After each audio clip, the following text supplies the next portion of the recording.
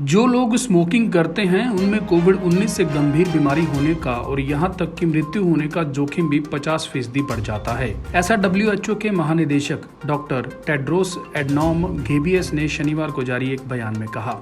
उन्होंने साथ ये भी कहा कि इस वक्त कोरोना वायरस संक्रमण के जोखिम को कम करने के लिए स्मोकिंग यानी धूम्रपान छोड़ देना चाहिए।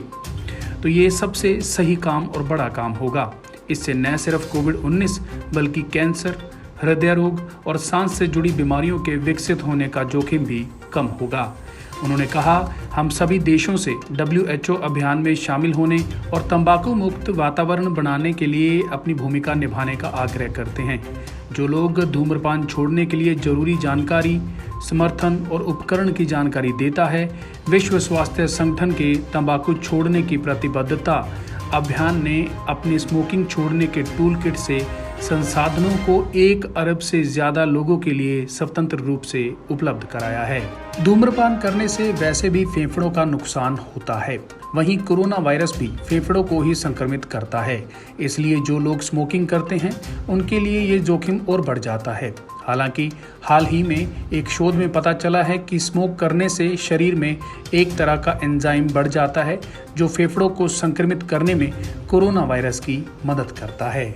ब्लूमबर्ग की एक रिपोर्ट के अनुसार एक शोध में पाया गया है कि धूम्रपान से कोरोना वायरस का खतरा बढ़ जाता है, क्योंकि इससे ऐसे एंजाइम बढ़ जाते हैं जो कोरोना वायरस को फेफड़ों की कोशिकाओं में ले जाते हैं। यूरोपीय टेस्परटोरी जर्नल में प्रकाशित एक शोध के अनुसार ACE2 नाम का एक एंजाइम धूम्रपान करने वाले लोगों के शरीर में बढ़ी हुई मात्रा में रहता है, साथ ही उन लोगों में भी जो क्रोनिक ऑब्स्ट्रक्टिव पल्मोनरी बीमारी से ग्रस्त हैं। यह एंजाइम फेफड़ों में जाने के लिए एक वायरस की मदद करता है और वायरस का दोबारा अटैक करना भी आसान बना देता है। ये शोध पिछले साल किया गया था, जिसका डाटा चीन से लिया गया था। कोरोना वायरस की पहली लहर के डेटा पर आधारित इस शोध में पाया गया कि महिलाओं की तुलना में पुरुषों में और विशेष रूप से धूम्रपान करने वाले पुरुषों में मृत्यु दर बहुत अधिक थी।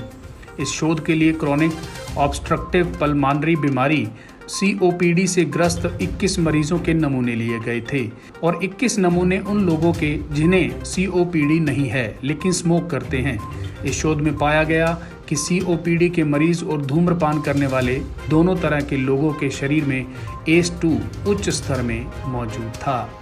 ब्यूरो रिपोर्ट, सच कहूँ। देश विदेश की तमाम खबरों से जुड़े रहने के लिए सब्सक्राइब करें सच कहूँ और बेल आइकन प्रेस करके पाएं हर लेटेस्ट अपडेट सबसे पहले।